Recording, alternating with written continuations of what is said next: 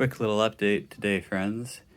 Got a plate installed here and above. It's this wall is going to be directly in line with the original wall that was separating these rooms.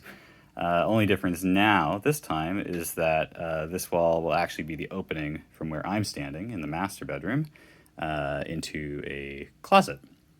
So it's is going to be a wall, solid wall up to about there. That line is with the two X's. There's going to be closet area here. Then there's going to be a little span of wall here that will actually be a space to have some built-in drawers and shelves.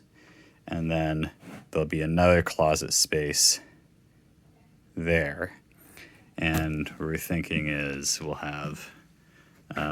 drop, have a little bit of wall that kind of comes down about 1 foot all the way across that closet space, because we'll do a kind of like hanging barn door, like sliding barn door type of thing in front of the closet. So this section of the closet will have two doors that will overlap, and this section will have just one door, but it'll overlap with this solid piece of wall, and that way these built-in shelves here won't be blocked by anything.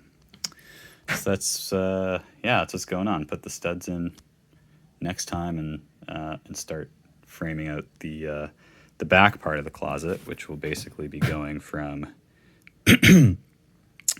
going across there, almost in line with where the plywood is. The plywood ends there, and then it'll go all the way across to like I think 6 inches or so back from the door frame. Taking a little bite out of the guest room to give us some closet space over here, and this little nook that gets carved out will be a space for some built-in shelves in the guest room / office. Okay, bye.